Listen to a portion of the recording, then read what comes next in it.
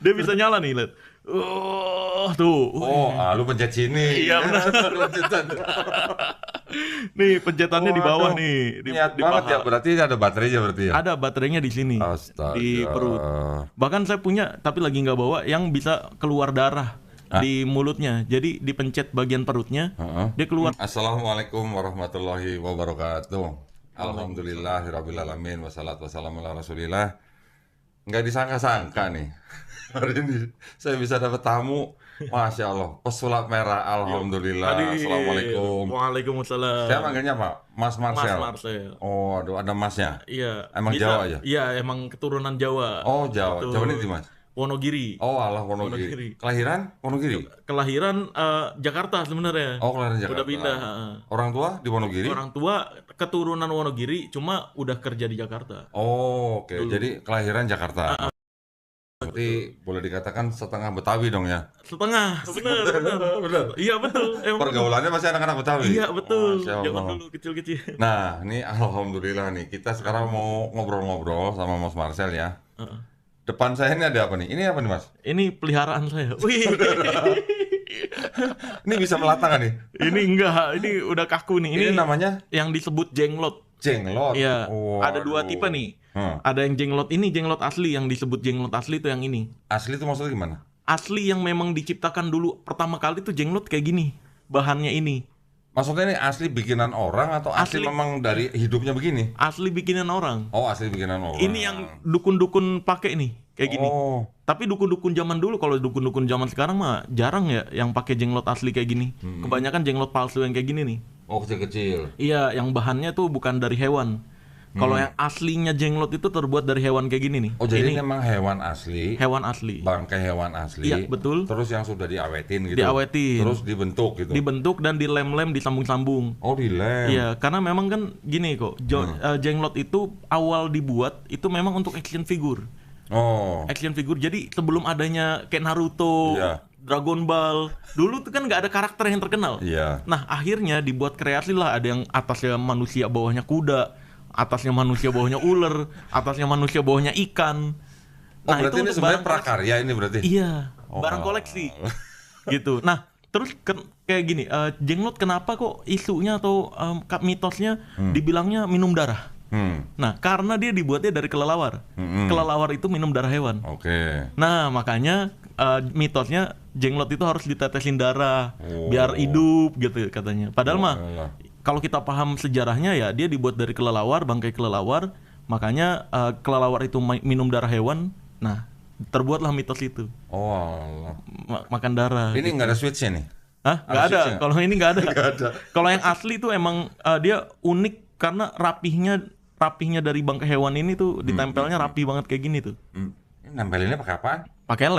Pakai lem, tapi diamplas lagi, diwarnain lagi. Tapi ini benar asli bangkai kelelawar nih Iya, berarti? bangkai kelelawar, yang betul. ini bangkai ular. Iya, tapi kuku-kukunya ini dari kuku-kuku ayam diamplas. Oh, niat banget ngamplas kuku ayam. Iya, iya benar. Terus rambutnya ini rambut apa? Rambut salon ini. Oh, Nggak boleh. Iya.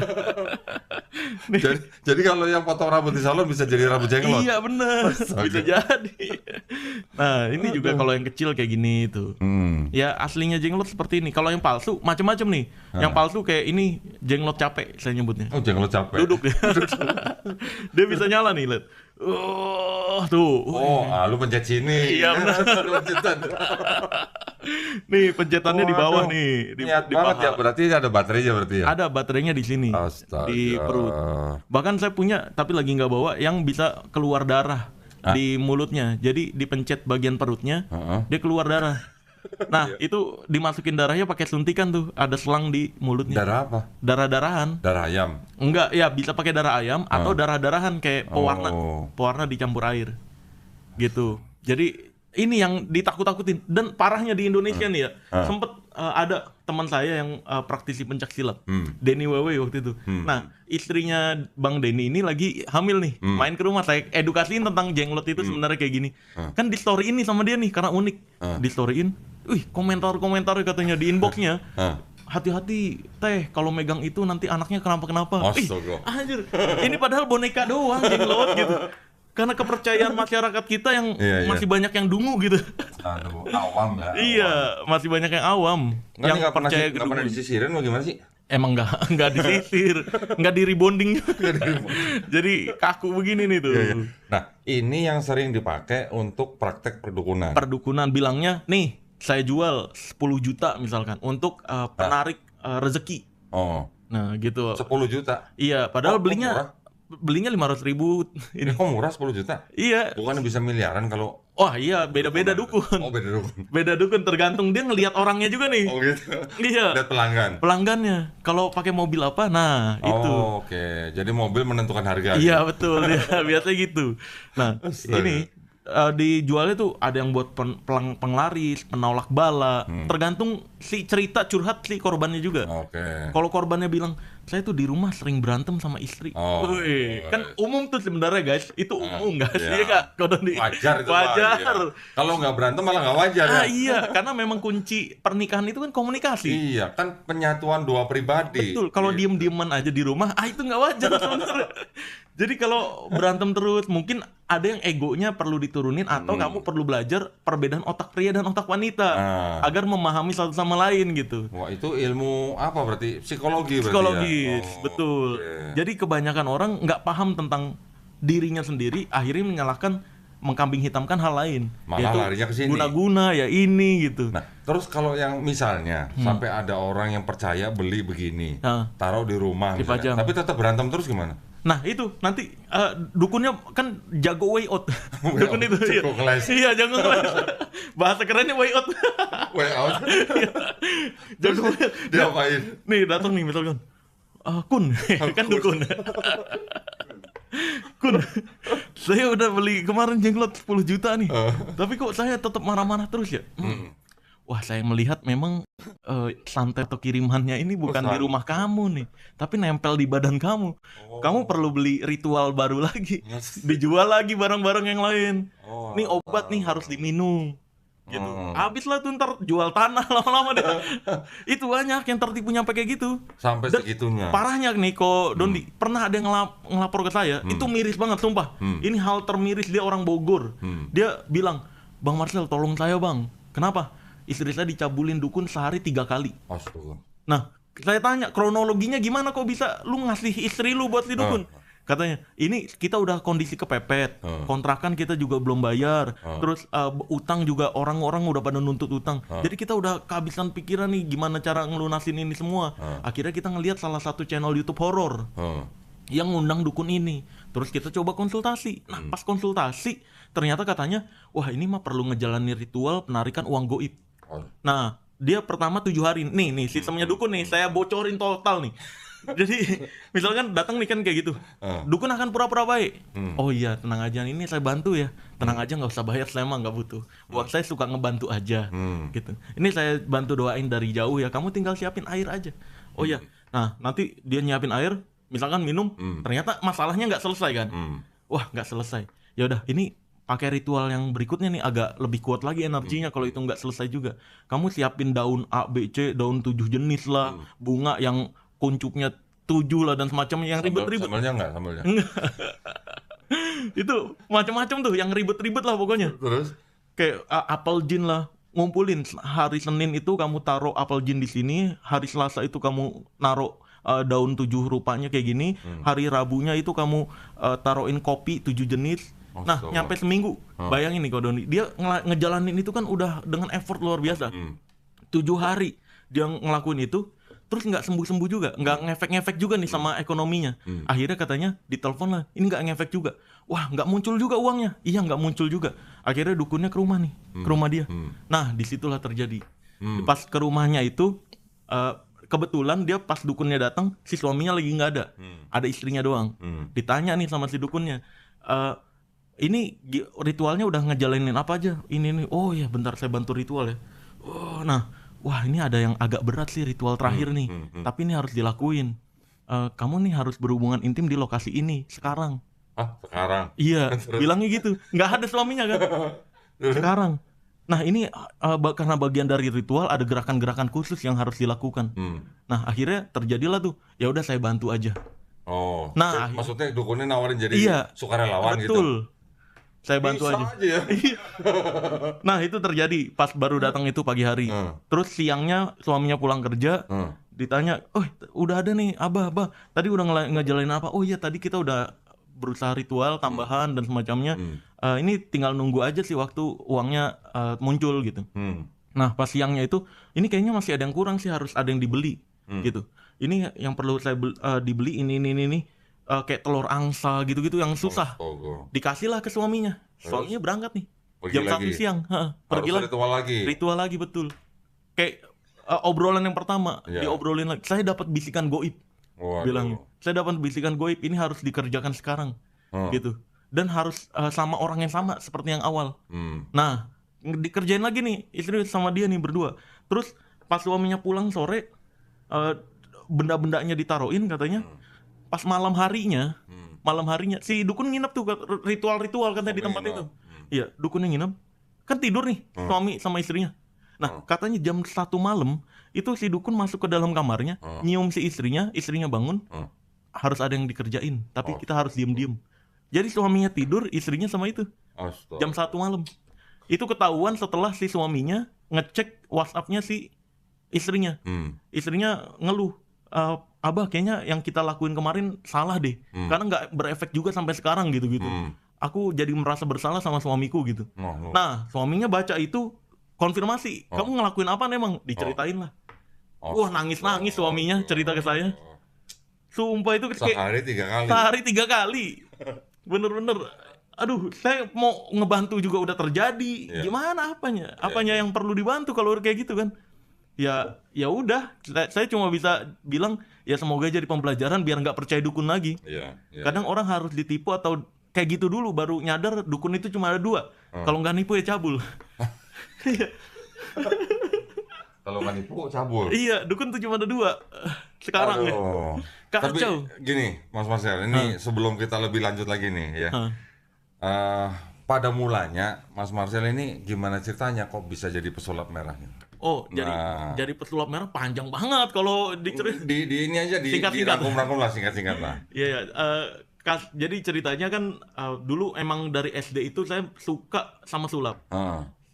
Dari SD suka sama sulap, cuma kan ekonomi keluarga nggak mendukung untuk bisa beli alat-alat sulap dan semacamnya. Akhirnya ngumpulin uang dari uang jajan dikit. Terus dulu dari SD saya udah belajar jualan tikus Jepang. Tikus Jepang? Tahu nggak tikus Jepang yang warna-warni, tapi ada buntut panjangnya. Nah, saya jualan di pasar Minggu gitu, Minggu pagi. Jualan, terus ada satu penjual yang ramai banget. Ih, ini jualan apa nih? Saya lihat, sulap ternyata. Nah, ini saya tonton. Seru juga. Waktu itu harganya 15.000 tuh. Alat yang kalung sama ring, kalau dijatuhin bisa nyangkut. Nah, kalungnya nggak ada salibnya? Nggak ada. Beda. Ini bulat. Iya. Terus nggak, kan itu jualan di CFD kan berarti ya? Kayak CFD gitu kan? Ringnya bulat itu berat penyembah donat. Penyembah donat. Iya. Nah, waktu itu saya tertarik tuh. Akhirnya belilah nih, nabung beli. Wah, diomelin orang tua. Kata orang tua tuh waktu itu, daripada ngumpulin, karena kan dulu jajannya Rp1.000. Saya sengaja nggak jajan di sekolah buat beli itu ya. Diomelin sama orang tua. Kamu nanti sakit perut, berobat mahal gitu. Malah beli alat-alat kayak gitu, nggak guna gitu. Wah, diomelin habis-habisan. Tapi saya nakal tuh, saya tetap nabung dari uang jajan untuk beli alat sulap kecil-kecil gitu. Nah, pas SMP saya udah mulai tertarik sama sulap lebih gede lagi. Saya praktekin ke teman-teman. Saya mulai tertarik hipnotis tuh pakai jin atau enggak sih ya? Kok bisa ngebuat orang tidur? Pelajarin hipnotis itu kayak gimana? Baca-baca di internet. Terus ada seminar, harga seminar ya per orang 3 juta rupiah. Ikut. Nah, saya kan pengen ikut tapi duit nggak ada. Ini yang 15.000 aja diomelin, apalagi 3 juta. Saya minta tolong ke orang tua, mah mau belajar ini. Diomelin habis ngapain, kita makan aja udah cukup pas-pasan gitu. Mendingan buat makan daripada buat itu gitu kan. Akhirnya saya pakai teknik waktu itu nggak tahu gimana. Saya udah mulai ikut-ikut seminar dulu, seminar gratisan, kayak di sekolah, di berbagai Facebook tuh dulu banyak banget seminar gratisan. Di situ salah satu seminar ada yang ngajarin 1M. Iya, modal 1M kita harus digunain, yaitu mulut. Oh, Nah. kirain miliar. Enggak, mulut. Nah, Terus luar biasanya saya waktu itu karena mungkin masih muda ya. Saya kayak dan pengen belajar juga. Karena nggak punya duit, seminar kan ada nomor admin nih. Saya telepon, minjem dulu ada telepon rumah tuh. Saya telepon pakai telepon rumah, butuh kru nggak gratis. oh gitu. Saya nggak dibayar nggak apa-apa. Nah, akhirnya dari banyak event ada beberapa event yang seminar itu yang membolehkan. Oh iya, boleh kita butuh gitu. Sukarelawan. Iya, akhirnya datang nih saya nih. Modal 1 M itu mulut. Saya beres-beresin bangku. Nah, saya nguping dari di belakang. Itu makanya dapat tuh semua ilmu-ilmu pengetahuan tentang dunia bisnis, tentang hipnotis. Sampai akhirnya saya bahkan bisa dapat gelar hipnotis itu di tahun 2012. Itu gratis gara-gara banyak ikut seminar-seminar kayak gitu, ngakru. Salah satu trainernya ada yang kenal nih, orang kok ngakru terus. Coba kamu praktek gitu. Saya praktek berhasil hipnotis. Tidur. Tidur. Terus dites lah sama dia nih pengetahuan teori-teorinya. Kata dia, "Wah, ini kamu udah cukup bagus nih. Bisa dikasih gelar gitu." Dikasih gelar gratis. Dari ini, dari apa, lembaga pendidikan iya, atau? lembaga hipnotis. Oh, lembaga hipnotis. Iya, ada lembaga hipnotis. Jadi gelar non akademis. Oke. CH. Nah, Certificate Hipnosis dulu. Jadi S1-nya di hipnotis lah. Asik. Itu iya. Itu Pak waktu saya masih SMP tuh. SMP kelas 3, SMA menuju SMA kelas 1 tuh. SMP udah dapat sertifikat hipnotis. Iya. Waduh, Luar rekor biasa. itu. Iya, rekor, luar biasa. Nah, Terus? akhirnya SMA itu saya mulai masuk TV kelas 2 SMK. Kelas 2 SMK masuk TV, mulai ngerasain, wih, dapat duit dari sulap. Nah, lulus SMK, teman-teman saya kan pada siapa cita-citanya mau jadi dokter. Ada, saya mah kamu mau cita-cita jadi apa, pesulap gitu. Nah, pada kayak ketawa-ketawa, pesulap ulang tahun pasti gitu. Dikira. Dan saya ingat banget waktu itu, pada saat itu orang tua saya selalu bilang, "Dek, jangan jadi pesulap, karena yang sukses di dunia sulap Deddy Corbuzier doang." Itu diucapin berkali-kali.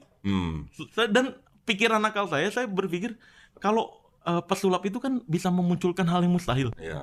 Berarti ini kan kalau dianggap mustahil, gue harus lakuin nih. Gue harus memunculkan ini gitu. Dulu gitu. Terus? Jadi kayak punya motivasinya gede banget. Padahal duit nggak punya. Nah, lulus sekolah, saya mikir ya udah nggak apa-apa lah. Gue coba nawarin proposal. Kan kalau kata pengusaha-pengusaha motivator dari 100% ada 10% pasti yang berhasil. 1% lah, 1%. Iya, 1% lah yang berhasil. Saya sebarin nih 30 proposal. Ya minimal 3 lah harusnya kan saya pikir. Satu. Satu nggak ada? Satu doang ada. Dapat satu. Iya. Okay. Itu pun budgetnya 500.000 doang. Per sekali perform. Terus? Wah, ini kayaknya nggak bisa hidup nih gue gitu. Terus pas saya lulus SMK itu orang tua saya bangkrut, rumah dijual untuk bayar hutang. Nah, dari situ harus ngontrak. Itu kontrakan pertama harus pakai uang sisa dari penjualan rumah. Nah, tahun berikutnya saya tanya nih ke orang tua saya, "Pak, ini berikutnya kita harus tinggal di mana nih? Kalau nggak ada duit, kan aku juga nyari masih belum dapat nih, susah gitu. Ya kalau emang nggak ada duit lagi kita tinggal cari jembatan aja."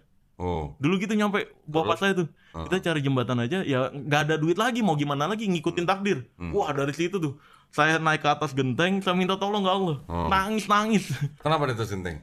Biar dekat gitu maksudnya? Iya, dalam visualisasi saya pengen ngelihat langit. Waktu itu saya inget banget, saya ngelihat langit. Ini dunia seluas ini nih, tapi nggak ada yang bisa gue kerjain gitu. Gue bisa sulap, udah pernah masuk TV, tapi nggak bisa ngehidupin orang tua sendiri gitu.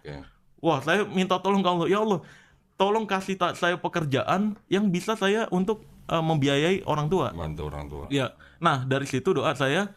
Nah, saya mulai jualan sosis goreng. Dulu saya sempat ada julukan Abang Sosis. Abang Sosis. Iya. Nah, terus akhirnya jualan mie ayam juga, jualan ayam bakar gitu. Untuk menghidupi, tapi waktu itu dapat per bulannya 500.000, 700.000 paling gede per bulan.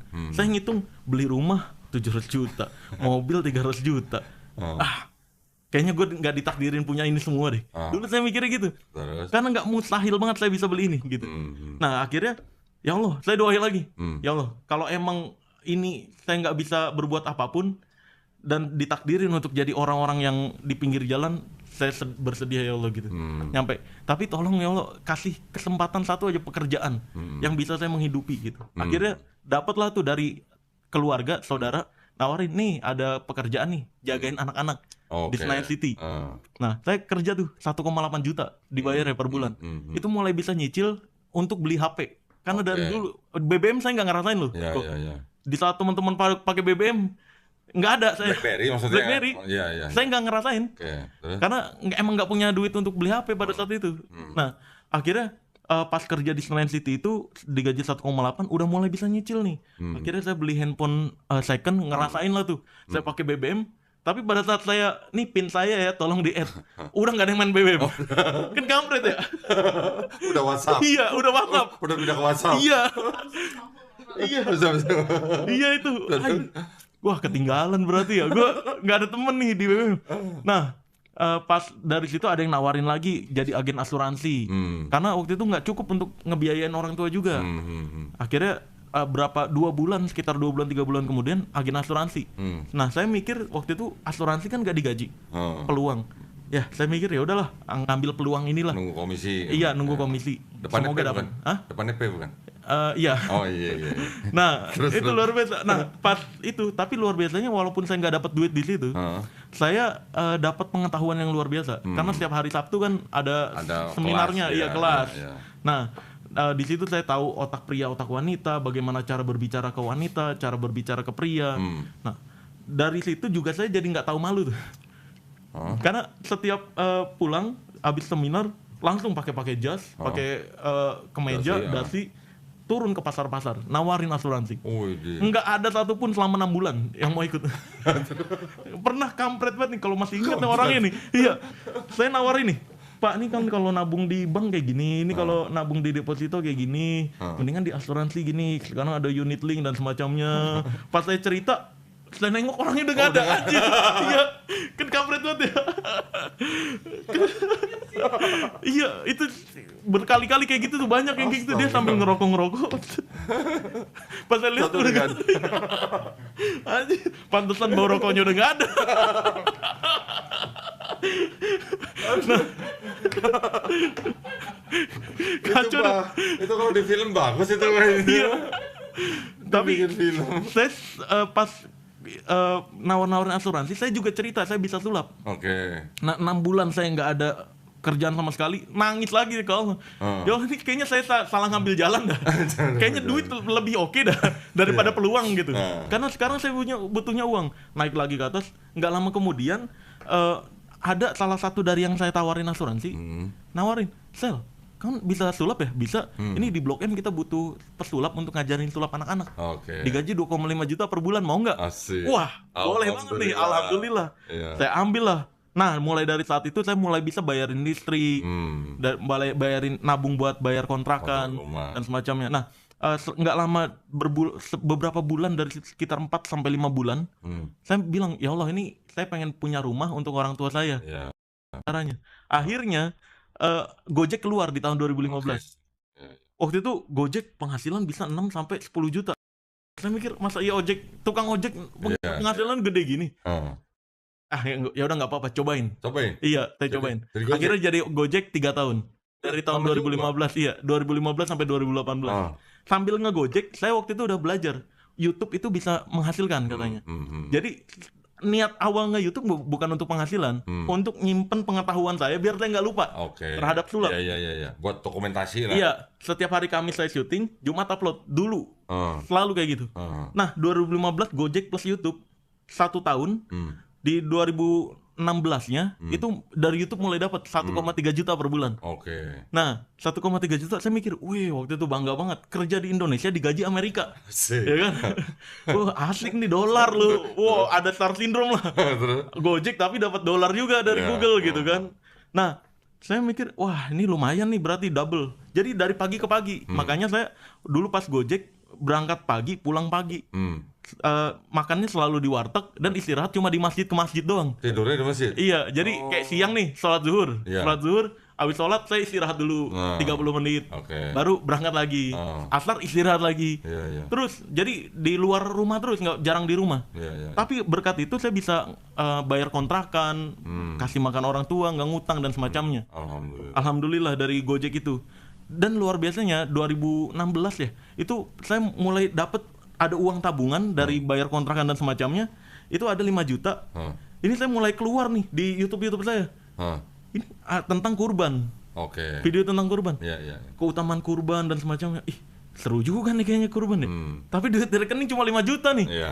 Sedangkan 4 bulan lagi saya udah harus bayar kontrakan 12 juta. Waduh, ya. Kayaknya nggak keambil nih waktu itu, subsidi juga tahun kedua udah mulai turun. Subsidi dari Gojek. Wah, kayaknya nggak sanggup deh. Tapi nggak apa-apa lah. Buktinya nih, gue doa selalu dikabulin nih, dikasih kerjaan. Masa iya kali ini Allah ngecewain? Kalau sampai kali ini Allah ngecewain, gue bakal nyalain Allah. Saya sampai gitu tuh. Jangan dong. Iya, waktu itu sampai saking ininya ya, saking ekonominya sulit gitu. Ya udah 2 juta lah saya kurban. Maksain diri. Alhamdulillah. Iya, maksain diri pertama kali kurban 2 juta. Wah, itu bulan berikutnya nunggu-nunggu nih, kapan nih Allah ngasih rezeki nih tambahan kayak gitu ya. Dari YouTube tiba-tiba gede kayak gitu. Gak juga, bulan kedua harus bayar kontrakan lagi. Duh, kok gak cukup ya? Ini dikit lagi kok bayar kontrakan nih gitu. Ini kurang nih. Saya minta tolong lagi, ya Allah ini kurang nih Allah buat bayar kontrakan. Duit di rekening cuma ada 4 juta. Kontrakan 12 juta tuh. Dalam waktu 2 bulan lagi. Tapi masih Gojek itu? Masih Gojek terus, masih nge-YouTube kan 3 bulan sekali kalau dulu dapat 1,3 juta. Oke. Bukan tiap bulan. Iya. Jadi Gojek plus YouTube tuh. Nah, akhirnya di tahun 2016 pas menuju 2 bulan sebelum saya bayar kontrakan, saya dapat kontrak untuk jadi host di aplikasi. Oke. Jadi host, digaji per bulan 5 juta. 3 penghasilan jadinya. Widih. Dari Gojek nge-host plus YouTube. Iya. Nah, itu 2 bulan itu kan 10 juta berarti. Di kontrak set dibayar cukup bayar 12 juta loh. Iya, betul. Alhamdulillah waktu itu. Waktunya pas ya? Pas, mepet banget. Itu kalau saya nggak percaya banget sama Allah mungkin digagalin tuh ujiannya kan. Nah, 12 juta akhirnya alhamdulillah bisa nih bayar. Wah, tahun berikutnya berarti harus kurban lebih besar lagi. Saya mikir gitu kan. Nah, terus setelah 2 bulan itu saya mikir kayaknya saya nggak kuat deh 3 kerjaan kayak gini nih. Kayaknya YouTube sama nge-host aja udah cukup. Kan karena 5 plus 1,3 tuh dulu udah mulai 1 bulan tuh.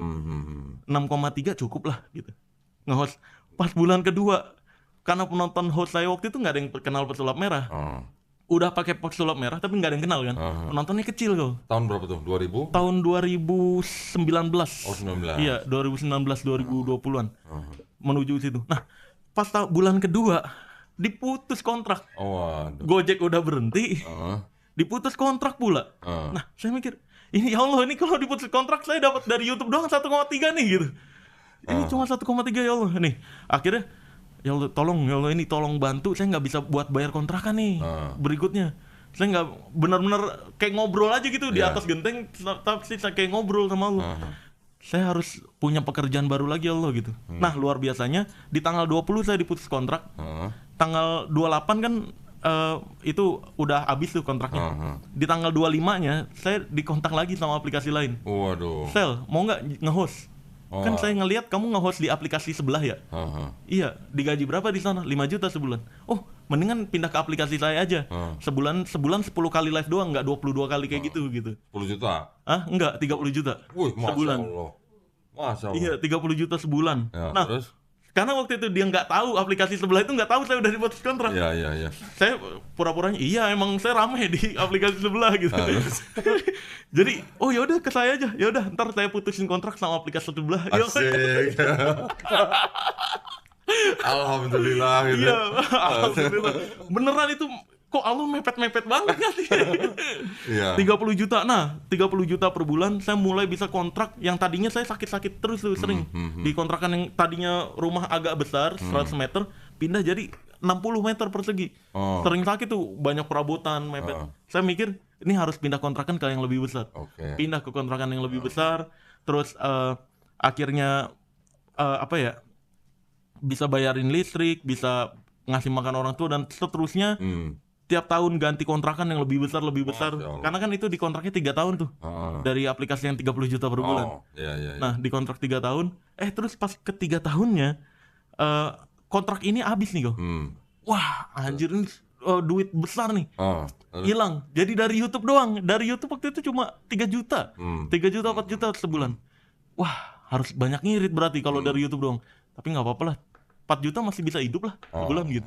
Nah, pas saya mikir ya udah pasrah aja lah. Kalau emang 4 juta sebulan, saya terima ya Allah gitu. 4 juta sebulan. Nah, pas saya megang duit 100 juta pertama, ini saya masih ingat banget. Orang tua saya kan dari emang menengah ke bawah ya. Dia selalu bilang, "Dek, mendingan KPR." Gitu. Karena kita kalau nggak KPR, kapan lagi punya rumah? Nggak punya rumah. Nggak bakal punya rumah. Saya bilang ke orang tua saya itu anti riba, karena kita lihat sendiri dari bapak ngeriba aja dulu nyicil mobil, habis gitu, dienolin. Kalau kita riba lagi, Allah nolin lagi. Karena percuma kita KPR, kalau Allah takdirin kita nggak punya rumah, ya kita nggak bakal punya rumah. Kalau Allah takdirin punya rumah, besok bisa punya rumah. Nah, 3 tahun setelah kontrak habis, orang tua saya sering nyaranin KPR. Akhirnya pas di kontrak terakhir itu ada video saya yang viral, yang ngebongkar anti tonjok. Yang perguruan anti tonjok muridnya 33.000, waktu itu deg-degan luar biasa. Muridnya 33.000 orang. Saya mah anak kecil biasa dulu mah, belum ada apa-apa nih. Saya tonjok guru besar ya, deng 3 kali kena kan ketonjok. Nggak terbukti ilmunya, viral, saya banyak show di mana-mana. Nah, pulang dari itu nggak lama saya kasih kunci rumah ke orang tua saya. Masya Allah. Ini mah kalau takdir Allah nih dikasih kan gitu. Nah, nggak lama kemudian dari situ saya mulai tuh ngumpulin ya, itu akhirnya hidup di entertain full, kontrak banyak brand dan semacamnya, show terus viral berkali-kali di YouTube saya. Jadilah pesulap merah kayak sekarang. Nah, alhamdulillah sekarang saya mikir, ini saya suka mikir gini Ko Dondi, ini kayaknya gue ngapain lagi ya gitu. Ini rumah ada, mobil ada gitu. Terus ngapain lagi? Akhirnya sekarang kayaknya gue harus nyalurin ke orang-orang yang belum kerja deh. Makanya sekarang saya buka pabrik emas Bless Gold di Solo. Saya punya apotek di Bintaro. Waduh, nah, maka dari itu ini bentuk penyaluran untuk mengurangi pengangguran di Indonesia. Jadi manfaatnya bukan hanya edukasi tapi dalam ekonomi juga. Masya Allah. Gitu. Itulah perjalanan pesulap merah dari. Nggak panjang, cuma 20 menit ceritanya. Iya. Kirain 2 jam. Enggak. Kan disingkat.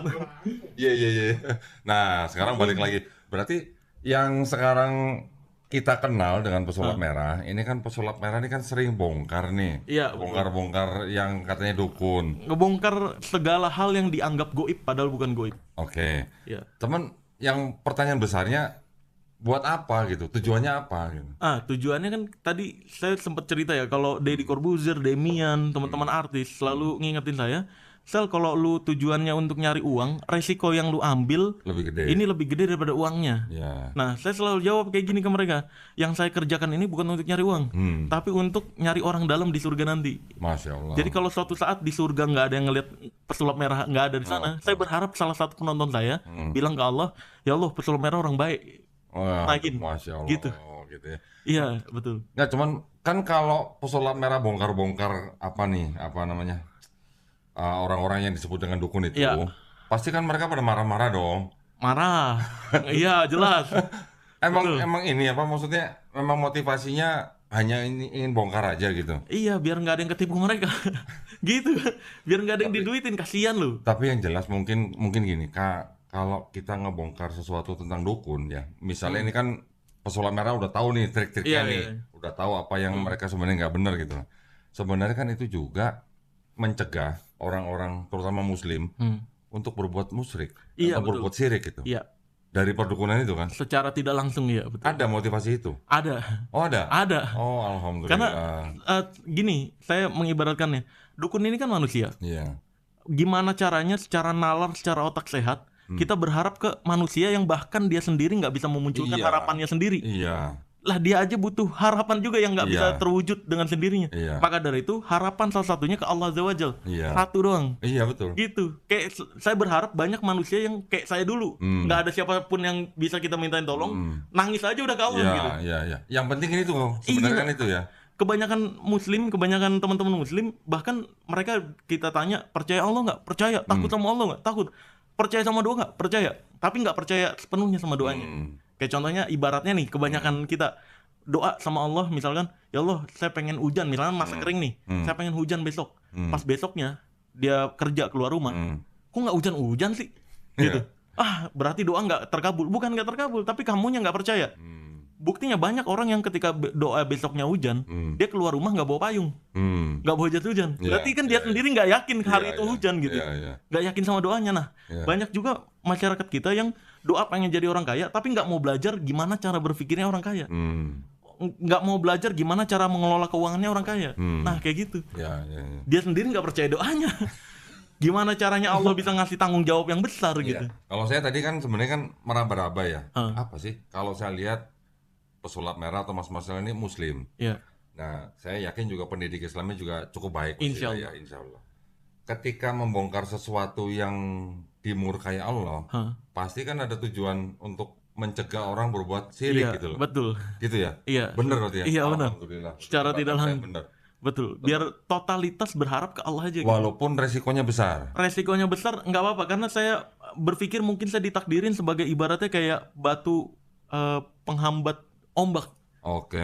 Nggak apa-apa, saya rela kok gitu. Iya. Kalaupun saya kenapa-kenapa, toh kalau udah ditakdirin sama Allah celaka, mau saya di rumah juga celaka. Iya. Mau saya kayak gini juga celaka. Di kamar mandi juga bisa jatuh ya? Iya benar. Nah lebih celaka lagi kalau saya hari ini saya tahu tentang rahasia perdukunan, tapi saya nggak ngomong tentang ini di YouTube, di podcast. Saya khawatir ketika saya suatu saat jadi kenangan aja di dunia ini, terus di akhirat nanti Allah nanya apa yang udah kamu lakuin. Terus ada orang ketipu dukun nih, terus bilang ya Allah saya nggak ada yang ngingetin, habislah saya. Diam aja gitu ya. Iya. Padahal tahu rahasianya gitu ya. Ya Allah saya nggak ada yang ngingetin, habislah saya. Nah kalau sekarang saya ketika ada orang nanti di akhirat, insya Allah kalau ada yang nanya, Allah minta tanggung jawab kenapa kamu percaya dukun, ketika dia bilang nggak ada yang ngingetin, saya bisa bilang nggak mungkin. Saya di TV udah dari pagi ke pagi, di podcast udah di mana-mana, mustahil. Gitu. Saya udah ngingetin semaksimal mungkin waktu yang saya punya. Nah, jadi kalau dukun itu sebenarnya nih yang Mas Marcel tahu nih, dukun itu sebenarnya dibantu jin atau memang dia punya kemampuan sulap?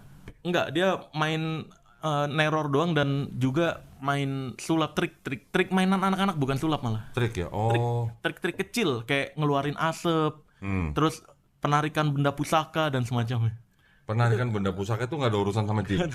Nggak ada sama sekali? Mereka kebanyakan nih ditaruh di gelang. Oh, udah diselipin? Iya, terus dia narik, set pas gini kelempar kan. Iya, betul. Okay. Terus diselipin juga ada alatnya, kayak antena gitu, kita dipasang. Jadi tangan bulak-balik kosong.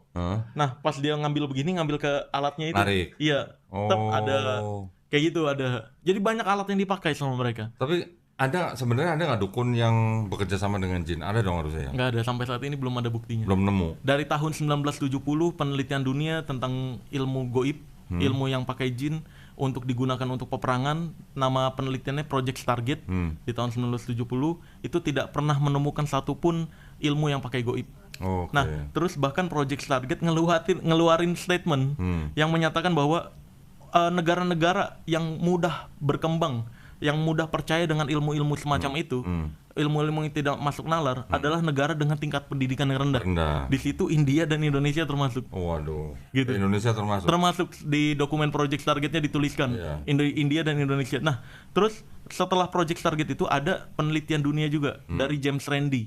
Dia nantang dukun sedunia untuk nunjukin satu aja ilmu yang nggak bisa dia bongkar. Gitu. Dia pesulap juga. Oke. Dengan hadiah $1 juta. Widih. Alias sekitar kalau sekarang 16 miliar ya. Iya. Dulu Indonesia termasuk ngirimin. Oh gitu? Iya, ke Amerika dulu. Terbongkar kepalsuannya. Dulu Indonesia ngirimin yang orang yang bisa ngelihat dalam mata tertutup. Lah kita magician udah biasa banget mainin kayak gituan. Jadi James Randi juga, apalagi James Randi zaman dulu udah profesionalnya gitu, senior. Jadi orang nunjukin kayak gitu, ya tinggal ditutup bagian yang kita tahu bakal tempat ngelihat aja. Gagal.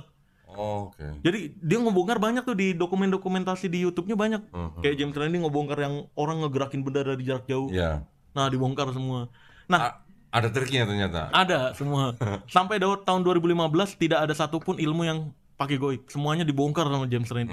Nah, pesulap merah muncul di tahun 2018. Terinspirasi sama James Randi atau gimana? Ide sendiri karena kemirisan sih. Di tahun itu kebanyakan dulu ngebongkarin sulap. Saya mikir kenapa dukun-dukun ini mainannya sulap juga tapi nggak ada yang ngebongkarin. Bahkan di komentarnya, Masya Allah, semoga selalu dilindungi Allah. Dukun loh di komentarin begitu anjir. Di Indonesia tuh gimana ceritanya?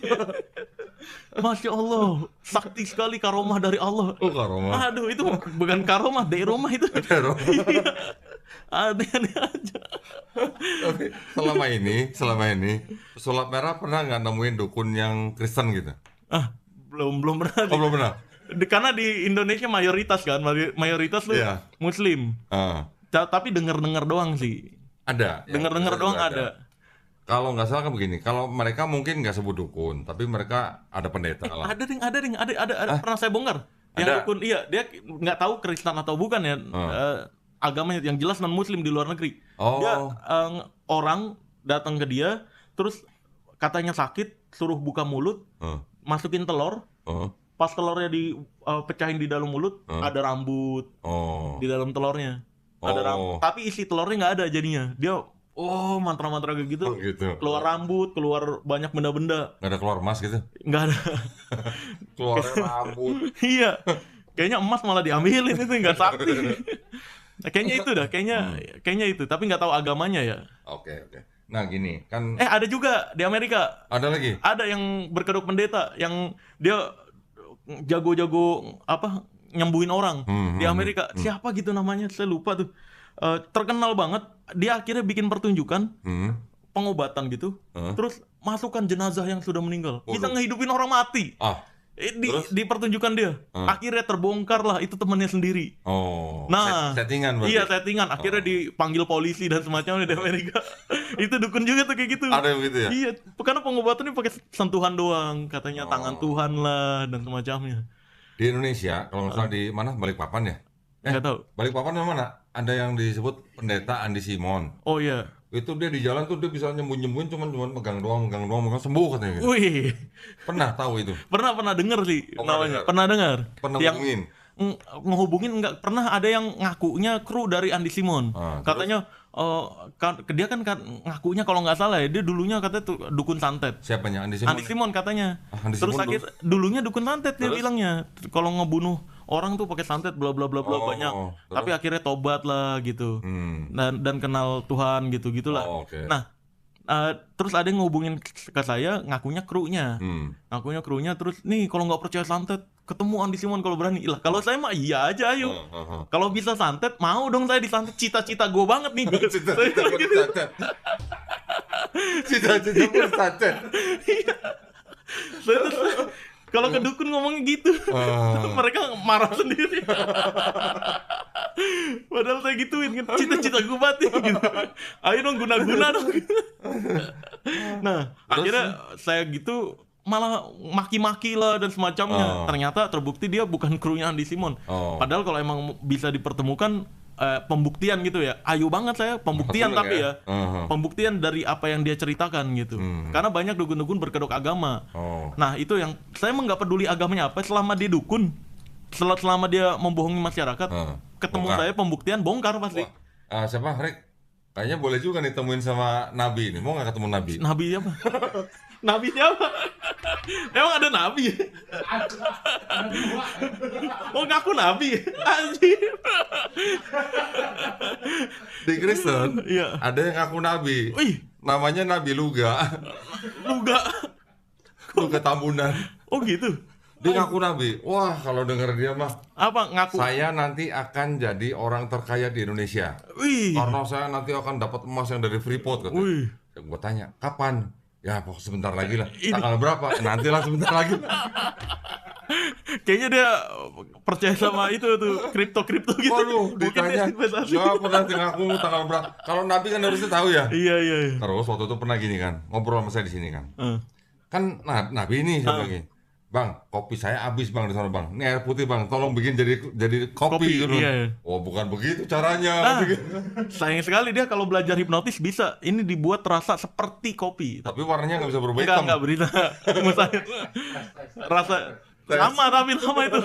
Kalau dalam dunia hipnotis kita Oh, jadi di hipnotis yang minum jadi merasa iya, kopi gitu. dan ya? orangnya juga nggak bisa nantang gitu. Kayak coba dong, nih ubah kopi, nggak bisa. Kecuali dia emang ada keinginan.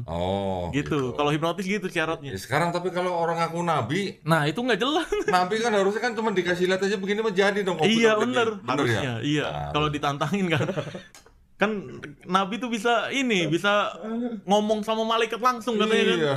Nah, ya ada orang begitu. Nabi keberapa dia? Gue gak mau nanya Nabi berapa. Gue cuma minta tolong air putih bikin kopi aja gak bisa. Udah ngaku Nabi. Aneh, zaman sekarang ada yang ngaku Imam Mahdi, ada yang ngaku Nabi. Ntar lama-lama malaikat nih. Aduh. Aduh. Jadi udah berapa lama Mas Marcel ini ngebongkar yang begitu-gituan? Bongkar dari tahun 2018. Pernah dilaporin polisi? Wah, sering. Oh sering? Oh iya. Hah? Pernah Udah masuk penjara? enggak. Oh enggak. Udah 20 kali dilaporin. Ah, Makanya saya bilang itu prestasi saya tuh. Oh berarti. Iya. Saya bercandain gitu aja. Kalau ada dukun yang mau ngelaporin lagi, ayo dong satu lagi. Satu Biar lagi. kayak bioskop. 21 kan. Jadi selama dilaporin dipanggil polisi? Iya dong, dipanggil polisi. Di BAP? Di BAP. Nyampe polisi ngomong, lu lagi. Oh jadi 4L? Iya. Lu lagi. Iya benar. Itu Lu di lagi. kota mana aja? Macam-macam kayak di Surabaya, banyaknya di Surabaya Surabaya. punya. Iya, Terus? Jawa Timur, Jakarta, Bogor. Jakarta ada? Iya, banyak. Jabodetabek banyak. Enggak. Saya dilaporin. Jadi mereka melaporkan Mas Marcel itu atas tuduhan apa? Membuat job dukun sepi. Menghancurkan rezeki dukun. Kan gak jelas ya. Katanya punya pesugihan. Pakai dong pesugihannya. Penglarisnya mana? Jadi sebenarnya pesugihan itu kan nggak ada kan? Nggak ada. Itu sebenarnya saya riset. Awal mula muncul pesugihan itu dari mana? Ternyata pesugihan itu dari suuzonnya orang-orang menengah kelas menengah ke bawah.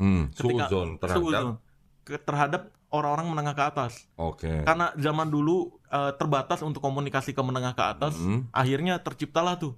Dia mau pakai pesugihan pasti. Oh. Gitu. Nah, padahal kalau nanya kan ya dijawab sebenarnya kan. Cuma zaman dulu kayak link untuk ngobrol sama menengah ke atas sulit. Akhirnya menengah ke bawah ini saling ngobrol, pasti pakai pesugihan dia. Nanyanya pesugihannya di mana gitu. Suuzon langsung. Suuzon. Dan juga katanya menengah kelas menengah ke bawah nggak mau belajar ribet. Kan kalau menengah ke atas nih ya, ini just for info nih guys. Ketika kamu jadi owner, ketika kamu jadi direktur, komisaris, itu kerjanya nggak uncang-uncang kaki dapat duit. Iya. Ada proses gitu. Ada proses, ada yang harus dikerjain. Omset menurun, gue harus ngapain nih? Pakai teknik bisnis mana lagi nih? Itu puyengnya luar biasa. Jadi kebanyakan menengah ke bawah mikirnya orang kaya itu uncang-uncang kaki dapat duit. Akhirnya pasti pesugihan nih gitu. Padahal enggak. Kita sering mendengar bahwa kalau ada orang yang nyari pesugihan, itu katanya nanti harus ada tumbal katanya. Aduh, enggak. Tapi ada anggota keluarga entah cacat, entah meninggal atau apa itu gimana? Enggak, tumbal itu sebenarnya sebutan untuk kayak misalkan kita mau nih atas nih, direktur.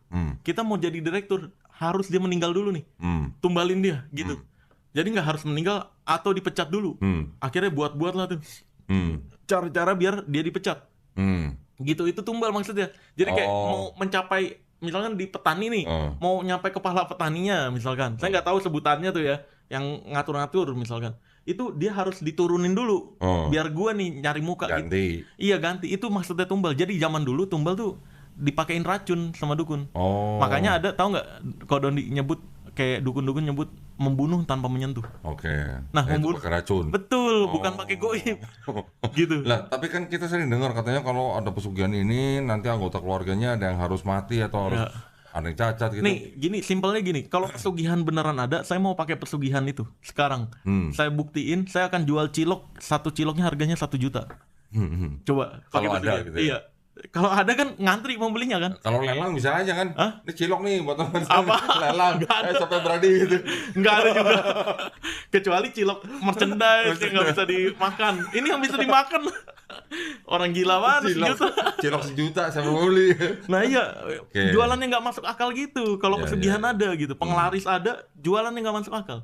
Tapi faktanya nggak pernah ada. Itu sebenarnya bentuk gini, ketika kita buka bisnis 1 tahun pertama ini yang banyak menengah ke bawah nggak tahu atau kelas menengah nggak tahu, 1 tahun pertama itu masih dihitung modal gitu, itu pasti minus dalam usaha. Nah, orang-orang menengah ke bawah dan kelas menengah ketika baru nyobain bisnis 1 tahun pertama kok rugi mulu, gue nggak untung-untung. Dia kan buyar nih pikirannya, nggak tahu teknik bisnis juga, gimana cara ngelola bisnis, gimana teknik buzzer, promo, perbandingan dan semacamnya. Akhirnya jangan-jangan gue ditutup nih, gue harus pakai penglaris. Mikir singkat. Nah, mikir singkat itu dalam dunia pengembangan diri disebutnya Occam Razor Principle. Waduh. Iya, ada namanya, nama sebutannya. Occam Razor Principle itu adalah kayak contohnya orang sakit dicek ke dokter nggak sakit. Simpelnya adalah gue diguna-guna. Padahal itu rumah sakit emang nggak bagus aja gitu. Harusnya jangan cuma satu rumah sakit, cek ke rumah sakit lain lagi. Dan jangan pakai BPJS, cuma pakai BPJS berkali-kali. Ini bukan melarang pakai BPJS, tapi ketika sakit parah pakai BPJS ini mungkin jadi perhatian dokter juga. Banyak yang penyakitnya dianggapnya sehat-sehat aja nih, karena nggak mau ribet. Oke. Gitu. Jadi tolong kalau misalkan pakai BPJS nggak sakit, dicapnya padahal sakit parah, coba ke rumah sakit lain. Jangan pakai BPJS deh. Oh. Karena istri saya dulu kayak gitu. Indikasi tuh ya. Iya. Karena Maksudnya- istri saya dulu kayak gitu. Iya. Pas pakai BPJS dicapnya nggak sakit, sehat-sehat aja. sakit. Padahal badan gemeter gitu, Iya. demam tinggi, terus daya tahan tubuh turun terus. Akhirnya pindah nih, ya udah coba ke rumah sakit sebelah, nggak pakai BPJS, mahal banget tapi Iya. luar biasa. Tapi ketahuan penyakitnya. Oke. Nah itu, jadi jangan langsung dikit-dikit diguna-guna, santet. Terkadang pikiran paranoid itu, yang ketakutan berlebih, itu yang ngebuat penyakitnya nggak sembuh-sembuh. Kayak percaya sesuatu hal yang nggak ada dalam diri, itu disebutnya psikosomatik tuh. Oh. Jadi penyakit dari pikiran. Nah itu yang bikin sulit sembuh sebenarnya. Bahkan ketika dia udah sehat pun penyakitnya masih terasa. Gitu. Ini apa nih yang ngasih pertanyaan kok coba hipnotis pakai rokok gimana sih maksudnya? Biar Oh, berhenti yang- ngerokok maksudnya? Emang bisa? Bisa. Biar berhenti Coba. ngerokok? Gini. Ada rokok nggak? Ada rokok nggak? Dua. Pas apa? Kodondi pernah ngerasain hipnotis nggak? Nggak pernah. Nah, Mau cobain. hipnotis itu. Ini force hypnosis namanya kalau dalam dunia teknik hipnotis. Rokok gua habis, Rick. Rokok gua habis. Ada nggak? Dua. Nah, boleh. Iya. Lah ini kan lagi direkam ini gimana sih? Enggak, rekam pakai handphone karena ini butuh Kodondi perlu ngelihat rekaman handphonenya buat. Tapi kok belum mau berhenti ngerokok gimana caranya? Ini enggak berhenti ngerokok. Apa? Kalau mau berhenti ngerokok harus ada kemauan tinggi dulu dari Iya. si orangnya. Enggak, saya tahu. Kalau saya mau berhenti ngerokok, saya cuma tinggal mau nggak ngerokok udah gitu Iya aja. benar. Iya benar. Iya kan? Sebenarnya Iya. ketika kita bisa ngatur pikiran. Iya. Tapi di luar sana banyak orang-orang yang nggak bisa ngatur pikirannya kan. Dia pengen berhenti ngerokok udah nyoba obat-obat gagal. Terus? Nah, ini nggak berhubungan sama berhenti ngerokok. Kalau ini apa? Ini halusinasi. Saya akan memunculkan halusinasi di pikirannya Kodondi. Hah? Ya, kita coba aja ya. Jadi Karena nanti apa? iya, Itu ada seperti- deh. Nanti Oh, mental gitu. block kalau saya ceritain. Nggak boleh Oke, mental oke. block. Boleh. Direkam sekarang nih. Oke, nih tangan Kodondi gini. Bener Ikut. gini. Iya, betul. Yang lurus. Nah, gitu. Gini. Lihat baik-baik ya Kodondi ya. Ah. Nih, lihat baik-baik. Hmm. Ingat baik-baik ini nih. Ingat baik-baik. Ini 2. Hmm. Ini 1. Hmm. Oke. Hmm. Ingat sekali lagi. Ini 2. Hmm. Ini 1. Hmm. Lagi. Ini 2. Hmm. Ini 1. Hmm. Oke, udah ingat ya? Udah. Ingat baik-baik. Tutup Terus? mata. Terus? Rasain. Konsentrasi. Fokus ke tangannya. Hmm. Fokus. Terus? Berapa? 2. 2. Diusapnya di mana? Di sebelah kiri. Di sini. Di kanan sini. Sebelah sini. Oh, sini. Ah. Oh iya. Nah, buka mata. Terus? Lihat rekaman nih, kasih lihat. Yang terjadi sebenarnya. Gimana? Nah, itu. Di yang Masalah jadi ini. pas tutup mata aja, pas tutup mata. Coba play. Iya. Nah, di pas yang tutup mata aja. Oh, dicepetin ya? Iya. Mana suaranya nih, Yul? Nih. Lihat aja.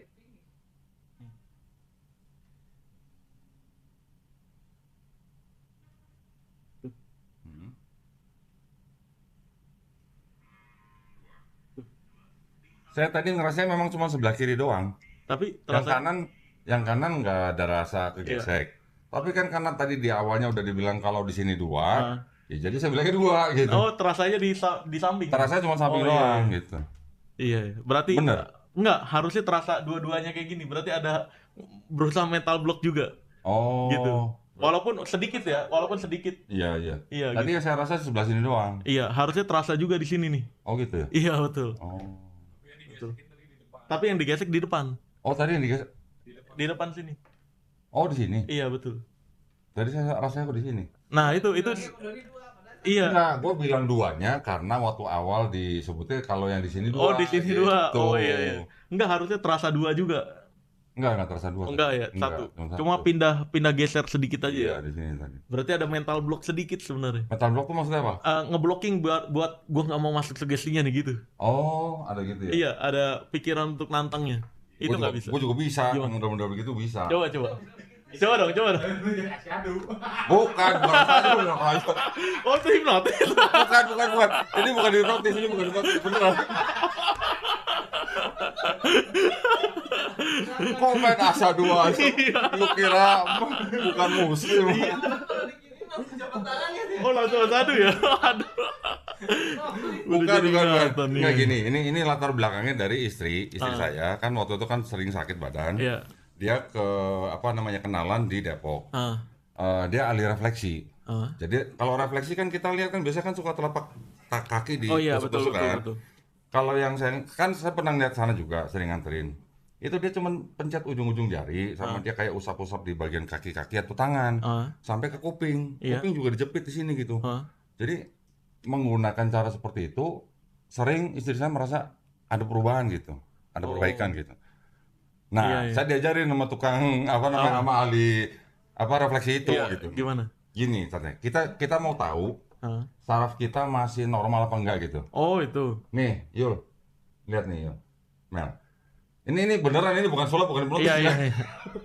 Ini mah ya refleksi. Refleksi, ini benar refleksi. Nah, coba Marcel yang sebelah kanan. Gini.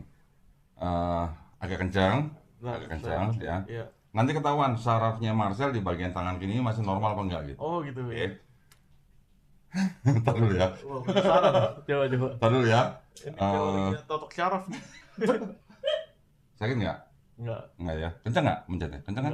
Enggak terlalu. Nggak terlalu kan? Sakit nggak? Nggak. Ini nggak juga? Nggak sama. Punya apa itu? Air.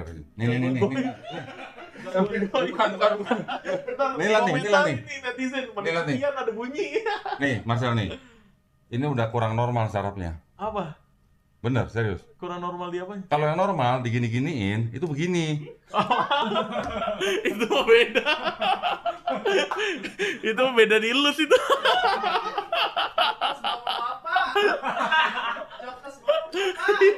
Ternyata gue bisa kerjain Marcel.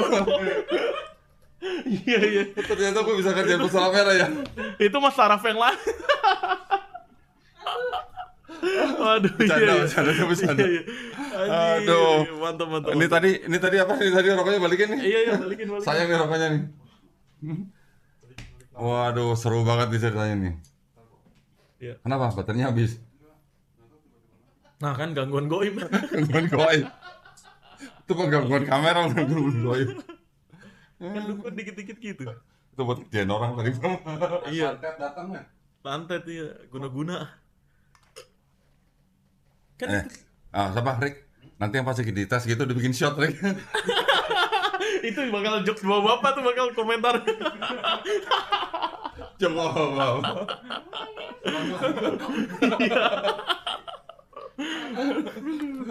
Udah. Oke. Nah, waduh tadi udah nyobain hipnotis tadi ya. Iya. Terus itu bukan hipnotis yang hipnotis tapi force hipnosis, salah satu teknik hipnotis. Force hipnosis. Iya, hipnotis yang sedikit memaksa. Kalau itu pun nggak kena, kita biasanya nggak langsung ketidur. Oh. Karena orang-orang yang ketidur itu perlu kita tes banget dia benar-benar mau. Makanya kalau di TV itu banyak yang kita cut sebenarnya. Karena gagal. Oh gitu. Iya. Oh ada yang gagal terus di-cut ya? Iya, emang enggak. Bukan emang ada yang gagal, emang sering gagal kita. Oh gitu. Karena salah milih orang, kita ngelihat ini kayaknya orang gampang nih. Pas kita tes, ambil nafas, buang mulut, tidur. Tapi nggak kena sama sekali. Nah ini orang ngelawan dan juga pengen tahu rasanya, jadi nggak ngikutin. Oh itu yang namanya tadi mental block itu? Iya, mental block. Dia ngira, mungkin salah berpikir juga hipnotis tuh pakai jin. Makanya dia pengen ngerasain mungkin. Itu salah persepsi. Makanya sering dipotong kalau hipnotis. Oke. Jadi kalau misalnya yang gagal itu berarti memang orang itu tidak mau dihipnotis. Iya, betul. Nah, sekarang kalau yang di jalan-jalan kita sering dengar kalau orang dihipnotis ditepok, nggak ada itu. Terus dibawa ke ATM. Nggak ada. Itu jadi sebenarnya penipuan, tapi korbannya ini nggak mau mengakui dirinya ditipu. Untuk nggak dianggap bodoh aja. Dia akhirnya bilangnya, gue dihipnotis. Oh, gitu? Karena gini, kejadian yang di jalan-jalan, saya berkali-kali saya riset juga orang-orang yang katanya ditepok, terus nggak sadar dan diambil barangnya. Padahal enggak. Kayak ada salah satu teman saya diambil motornya nih. Pulang-pulang aku dihipnotis. Saya riset nih, gimana ceritanya? Ceritain ke gue. Pas datang ke bengkel, dia kan ke bengkel nih pengen betulin motor, ban depannya agak goyang sedikit. Nah, dia pengen ganti itu. Nah, terus keluar nih tiba-tiba dari dalam bengkel ada orang bilang, motornya kenapa dek gitu. Ya ini namanya prainduksi nih kalau di dalam hipnotis. Jadi kayak mendekati si korban biar korban itu nganggap kita baik. Nanya alamatnya di mana, motornya kenapa. Oh tenang aja kebetulan ini bengkelnya punya saya. Terus ini juga bukan, ini bengkelnya punya teman saya. Ini juga motor saya lagi dibetulin tuh. Dia nunjuk motor yang lagi dibetulin sama tukang bengkelnya. Tenang aja, ini kalau bannya goyang dikit mah bisa saya bantu dah. Dia ke dalam minjem obeng kayak kunci gitu. Akhirnya dikenceng-kencengin, dibongkar bannya, terus dipasang lagi, dikencengin lagi. Wah ini kelihatannya udah sih. Ini tenang aja motor saya kan di sini nih.